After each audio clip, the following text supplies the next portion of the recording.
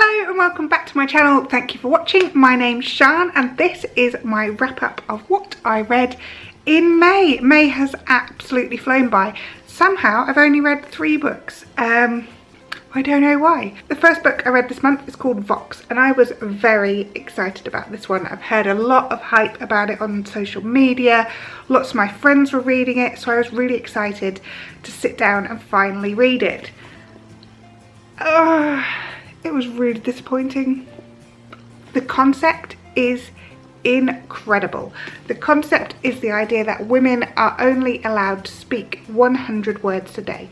They wear a bracelet which zaps them. It's like a counter and it counts how many words they say, and it zaps them if they say more than 100 words. And for every word they say above that 100, the intensity of the electric shock gets greater. It's a dystopian world where everything has kind of gone wrong.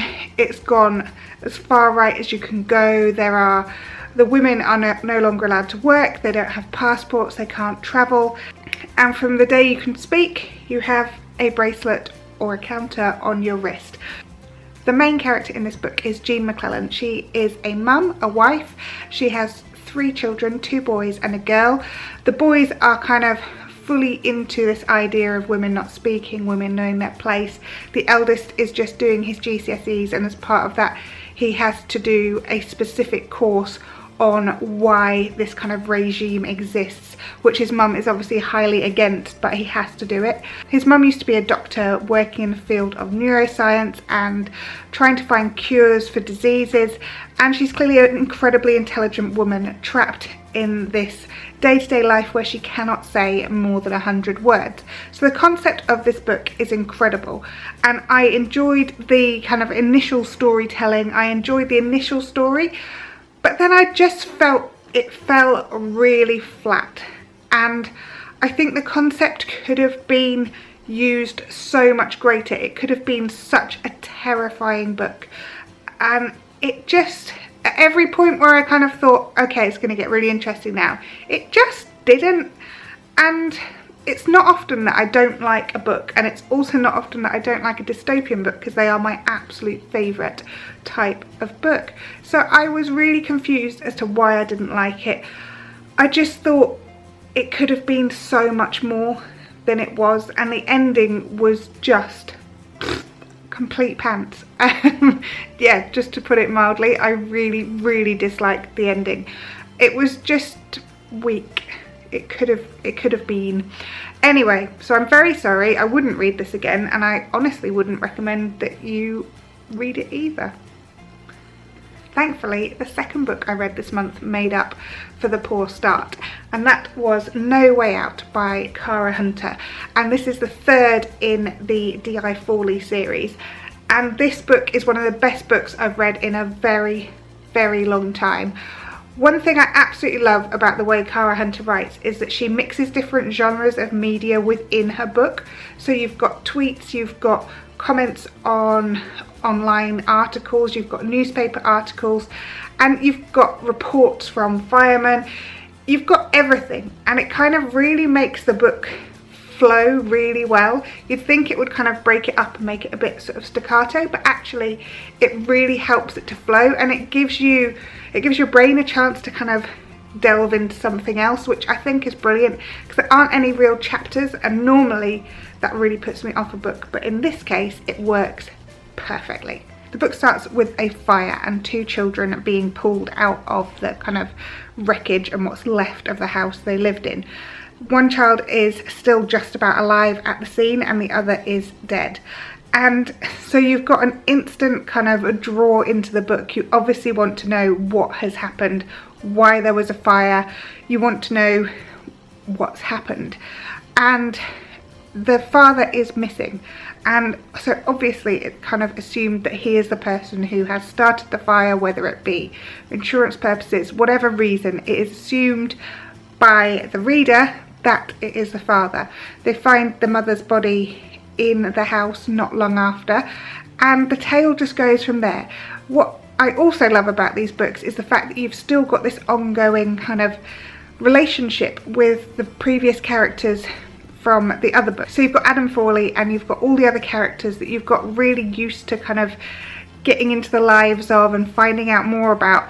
And that really adds to this story too, because you've got that narrative going on throughout the 3 books, and that's just growing each time, but you've also got kind of a thrilling, fast-paced crime novel as well. I love the way that Kara Hunter writes, and for me it's based in Oxford, so it's kind of where I was brought up, so I love that too. My only criticism is that throughout this book the John Radcliffe Hospital is called the John Rad. If you've ever been brought up or know Oxford, you will know the John Radcliffe Hospital is called the JR. It's never been called the John Rad, and that really irked me every time I read it, but I think that's just like a local person knowledge thing. I think if you weren't from Oxford, that little detail probably wouldn't bother you that much, but for me, every time I read it I was like, ah, it's the JR. But I totally understand why you wouldn't call it the JR in a book. Anyway, I absolutely love this book. If you haven't read any of Kara Hunter's books, go out and get them. Start at the beginning and work your way through. You will not be sad that you did it, because they are amazing. The third and final book I read this month is The Amber Spyglass by Philip Pullman. This is the third and final book in the His Dark Materials trilogy. I've been saving this book because I've enjoyed the others so much that I did not want the trilogy to be over. And I know I can now go and read the Book of Dust and start kind of at the beginning, but I just didn't want this trilogy to end, so I really have been putting off reading it because of that reason. I love this book. I have to admit, I think I preferred the second book out of the whole trilogy, but this book is brilliant. They're all fantastic. So this book follows on from where the last book ended, and you find Lyra, who has been kind of taken by her mother and being kept in a coma. Her mum is giving her kind of a potion every day to make sure that Lyra just stays asleep. Will is desperately trying to find her. You've also got Yorick the bear, who is trying to find her. There's all these people trying to find Lyra and trying to find out what has happened to her. And Will is also still trying to find Lord Asriel, because he has been told that that's where he needs to take the knife.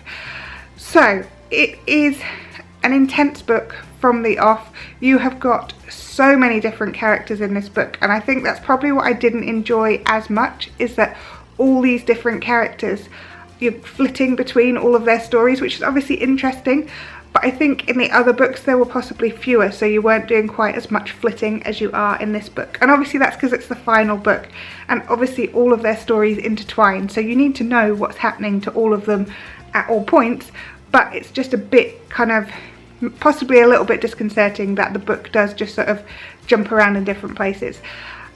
It's an amazing book. I absolutely loved reading it. I loved, well, just everything about it. It's a really, really well written book. The characters are really likeable. You are willing Lyra and Will to be okay throughout the book. There's, you know, it's quite a dark book. There's a lot of death, there's a lot of quite vivid kind of scenes, but it's a brilliant book. I would highly recommend that you read these series. I just didn't want to put it down. It took me quite a long time to read it, and I think that's just because I wanted to savour every single word in this book, which doesn't happen that often, that I really, really, really have to keep kind of devouring the book. But I loved it. It's a book that I really enjoyed reading, and I will at some point I will definitely read the whole trilogy again. And I think when my son's a tiny bit older, it's probably still a bit too scary for him now. He's 10, but he's quite sensitive to that kind of thing. I would love to read the whole thing with him as well. And that's it, the 3 books I read this month. I hope you've enjoyed this video, and I'll see you soon. Bye!